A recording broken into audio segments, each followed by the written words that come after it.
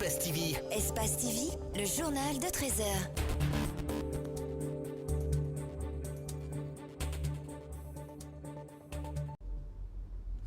Merci de nous choisir pour vous informer. Bonsoir à tous et bienvenue aux 13h, les titres de l'actualité de ce mardi. Les ménages connaîtront dès le mois prochain l'augmentation du prix du riz. Dès le 1er décembre, donc, les taxes d'importation du prix connaîtront une hausse au niveau des douanes. C'est une décision du ministère du Budget. Et puis, les carrefours de Conakry sont en chantier, on le sait très bien. C'est le ministère des Travaux publics qui veut le rendre beaucoup plus résistant. Il y met du béton armé. Nous en parlons dans cette édition. Bienvenue à tous.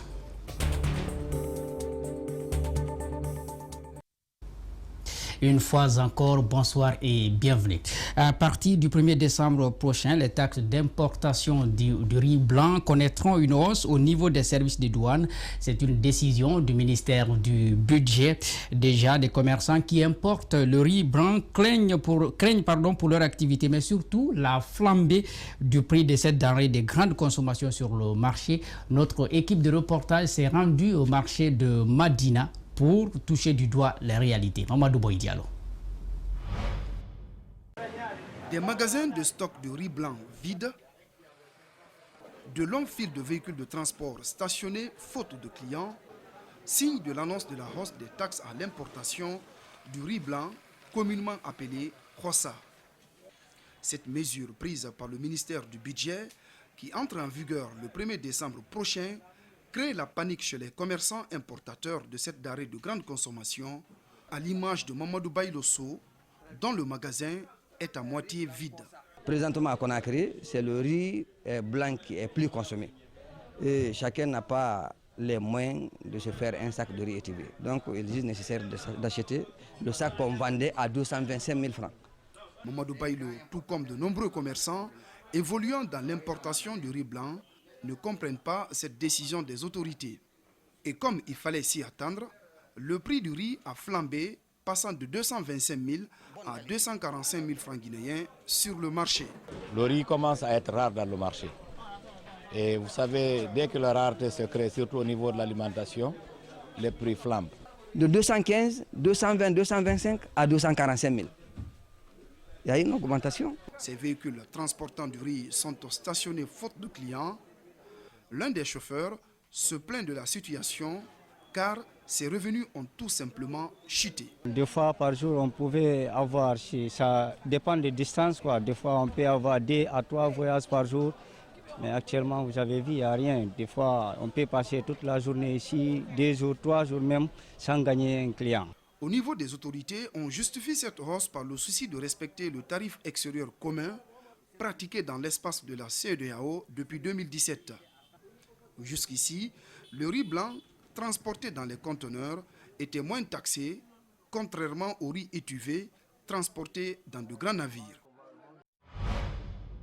C'est donc un reportage de Mamadou Boy Diallo et Lamine Silla.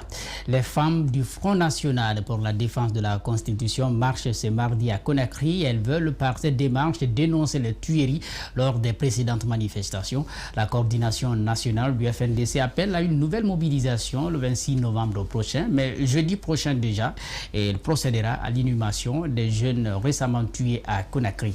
Abdourahmane Ba et Aliou Ba ont assisté hier à leur plénière. Dans son communiqué numéro 028, le Front National pour la défense de la Constitution se félicite du travail abattu depuis le début de la lutte contre le changement constitutionnel. Il déplore par la même occasion les nombreuses violences qu'il répertorie à la solde des forces de l'ordre. Le FNDC déplore les graves violations des droits humains perpétrées par les forces de défense et sécurité depuis le déclenchement de ces manifestations le 14 octobre 2019. Notamment les meurtres et multiples arrestations arbitraires des citoyens et leaders du mouvement.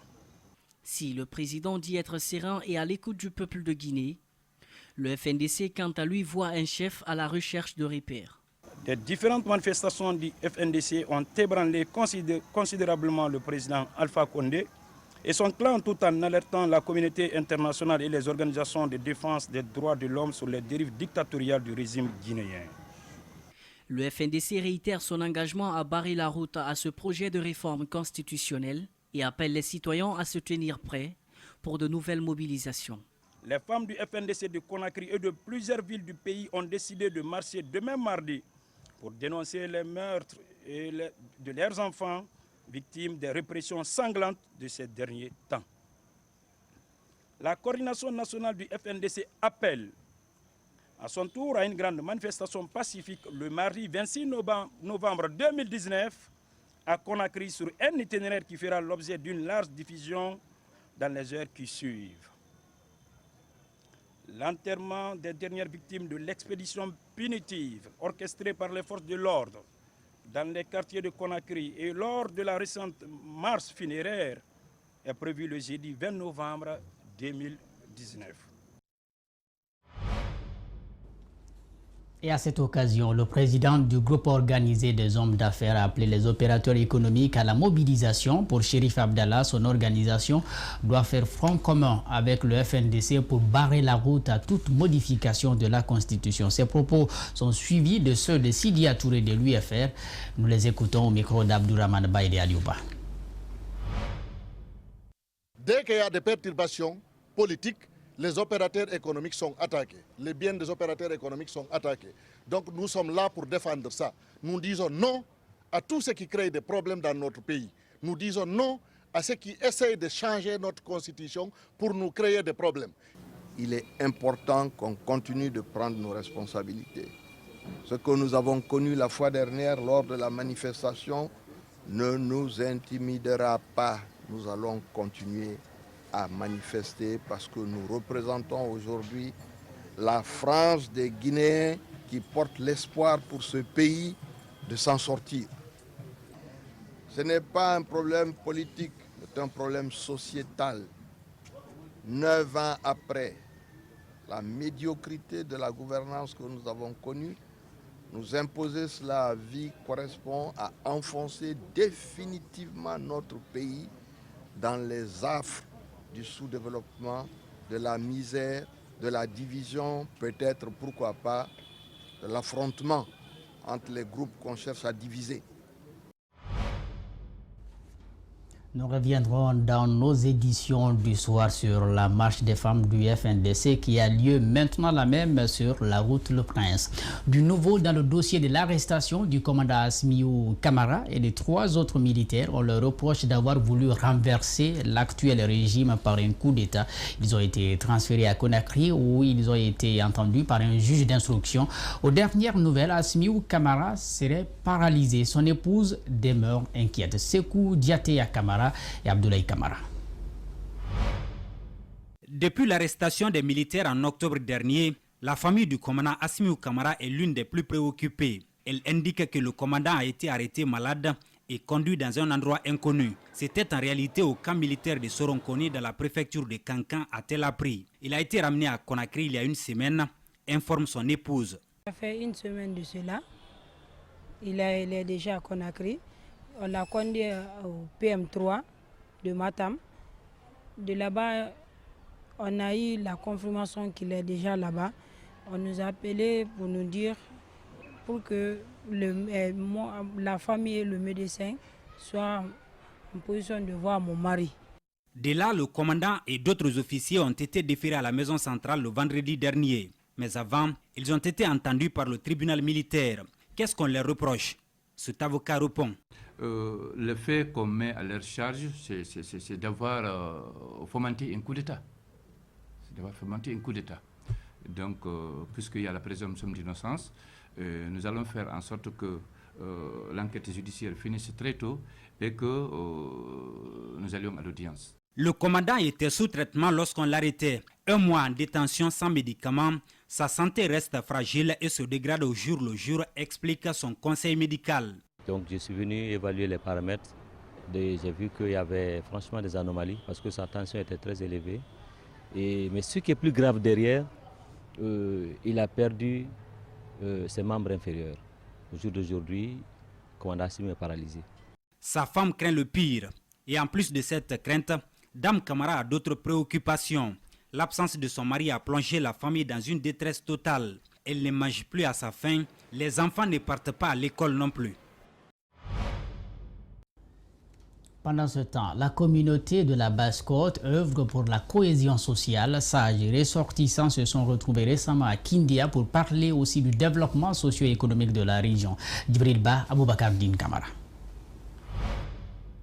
Tafouri, lieu symbolique de la préfecture de Kindia, a été le cadre d'une rencontre de concertation ce week-end entre les cadres et sages de la Basse-Côte. Une retrouvaille qui s'inscrit dans la dynamique de raffermissement des liens entre les natifs de la région, mais aussi partout dans le pays. Ça annonce que les fils de l'Abessani, de la Basse-Guinée, doivent être ensemble. C'est ce que cette cérémonie a montré. Vous avez vu l'affluence. C'est ce que cela me donne comme impression. Le climat politique qui prévaut en Guinée n'a pas été occulté dans les échanges par ses leaders d'opinion. Ils s'inquiètent des récentes manifestations qui se sont soldées par des morts à Conakry. À commencer par le grand imam, ensuite le Kuntigi de la Basse-Guinée ont délivré un message de paix, de concorde et de progrès. Égal à lui-même, le Kuntigi a saisi l'occasion pour s'adresser à ses détracteurs. Si c'est la politique, on peut en parler. Mais je vous ai fait appel pour œuvrer pour la paix. Personne ne peut se prosterner devant Dieu pour parler de politique. Une réunion aura lieu à Boké le 15 décembre prochain. Parlons de nos routes. Plusieurs carrefours sont en chantier à Conakry. Le bitume est remplacé à ces endroits par le béton armé et hydraulique. Selon dit, le département des travaux publics était sur le terrain pour constater l'état d'avancement des travaux. Mamadou Kalisso, Abou Koria Kourouma sur les pas de la délégation du ministre Naïté. La reconstruction en béton armé et hydraulique de nombreux carrefours de Conakry se poursuit. Cette méthode est pratiquée dans certains pays ouest-africains. Ceci en raison de sa résistance à l'eau, à la chaleur et aux produits pétroliers. Il coûte moins cher par rapport au goudron. Bien fait, ce béton peut durer plusieurs décennies. Donc c'est un béton qui mesure 35 cm d'épaisseur, donc 10 cm de béton de propriété et 25 cm de béton de roulement. Mais l'avantage aussi des routes en béton, c'est quoi? C'est une route qui résiste devant l'eau, la chaleur, les produits chimiques. Tout ça, c'est une route qui résiste par rapport à ça. C'est la raison pour laquelle on a préféré les routes en béton par rapport aux routes en bitume. Nous, ici, ce qu'on passe, c'est au moins 50 ans. Plusieurs chantiers sont ouverts simultanément sur la route Le Prince et l'autoroute Fidel Castro. Cela crée d'énormes embouteillages. Ces citoyens s'en plaignent. Actuellement, vous voyez qu'il y a du mal à circuler. Les usagers n'arrivent pas à vaguer à leur occupation. Donc du coup, vous constatez les embouteillages. Donc c'est encombrant au fait. Dans le cadre de l'aménagement des voiries de Conakry, fluidifier la circulation, une route secondaire de 5 km 100 sera réalisée. Elle va relier la transversale 3 à la T5. Elle doit comporter des accotements, des caniveaux, des dallos, des places de stationnement et l'éclairage public. Pour permettre justement de prendre en compte le trafic important que nous avons déjà sur les deux routes. Et la route va être construite aux normes requises et en fonction du gabarit et de la charge que nous avons déjà sur les deux tronçons. Les études de faisabilité de cette voie doivent être validées avant le début du terrassement. Ces différents travaux coûtent près de 250 milliards de francs guinéens aux contribuables. La lecture est un passage nécessaire pour une bonne formation. Et vous le savez très bien, depuis ces derniers temps, il y a une initiative d'un collectif de jeunes qui appelle à la lecture au Musée national de Sandervalia. Mais il se pose toujours cette question entre l'outil Internet et donc des appareils électroniques et la lecture avec le livre papier. Qu'est-ce qui profite le mieux? Dans ce reportage d'Abdoulaye Sadio Diallo, nous vous proposons des avis assez contradictoires. Suivez. Rester 10 minutes sans utiliser son smartphone, activer sa connexion et surfer sur le net semble un exploit pour les jeunes d'aujourd'hui. Malheureusement, en Guinée, beaucoup n'utilisent pas Internet et les réseaux sociaux pour se former. Ils s'attellent plutôt à des futilités. Conséquence, le niveau d'apprentissage baisse, notamment dans les écoles, soutient ce professeur. Très souvent, le manque de lecture est la cause invoquée. Vous pouvez aujourd'hui lire une feuille d'un élève ou d'un étudiant. Vous trouvez plein d'abréviations dedans. Vous trouvez des mots écrits comme si on était dans le langage SMS, des mots écrits très mal. Tout ça parce que les gens ne lisent pas. Les gens, ou on peut dire que les gens lisent très rarement. Et cela affecte, moi je crois que cela affecte pleinement la formation des gens. Le téléphone fait partie de ce qui nous empêche de lire. C'est la thèse défendue par Kouboura Baldé. Depuis un mois, la jeune journaliste et certains de ses associés organisent des séances de lecture chaque samedi dans différents endroits de Conakry. Lors de cet événement appelé Week-end de lecture, ces dizaines de participants divorcent avec leur téléphone pour 2 heures afin de bien se concentrer. Se déconnecter du téléphone pour se connecter au livre. Le téléphone aujourd'hui est le facteur qui nous empêche de nous concentrer. Aujourd'hui, ça remplace tout. Parfois, même quand on a envie de se concentrer, vous prenez un livre. Tout de suite, un message ou quelque chose vous interrompt dans votre lecture.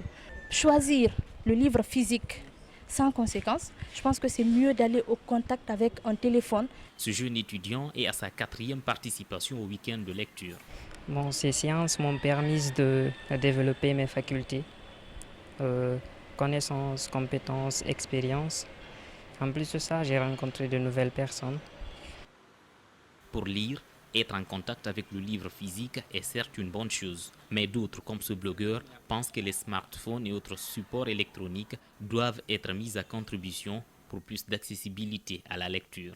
Il faut plutôt pousser les gens à utiliser les téléphones à bon escient pour non seulement se connecter et communiquer, parce que c'est déjà un phénomène sociétal qu'on ne peut pas dépasser, mais également les utiliser pour faire des lectures utiles, de lire des livres, des magazines, des journaux, des articles scientifiques, des articles d'actualité. La lecture est la nourriture de l'esprit, dit-on très souvent. Alors, support électronique ou livre physique, lisons utile. L'actualité internationale en bref et en images, le Nil bleu rebelle prévient Ousmane Idriss, un citoyen de la localité de Djouref Garb près de Khartoum, dont la localité donc subit les caprices du fleuve et attend avec impatience l'achèvement d'un grand barrage hydroélectrique en Éthiopie qui fait polémique. Cet ouvrage permettra de réguler ce fleuve dont le niveau monte à une vitesse incroyable et provoque des inondations à chaque saison des pluies au Soudan. Cette année, il a encore tué 60 personnes et fait des dizaines de blessés. Le Nil bleu, qui prend sa source en Éthiopie, rejoint le Nil blanc au niveau de la capitale soudanaise pour former le Nil qui traverse l'Égypte pour se jeter dans la Méditerranée. L'Éthiopie considère que le grand barrage de la Renaissance, projet lancé en 2011 pour un montant de 4 milliards de dollars, est essentiel à son développement. La majorité de sa population étant privée d'électricité. Voilà qui met fin à cette édition d'information. Merci à tous et à toutes de l'avoir suivi. Prochain contact avec l'actualité chez nous, c'est à 20h et 22h. D'ici là, nous vous souhaitons du plaisir en compagnie des programmes d'Espace TV, les meilleurs.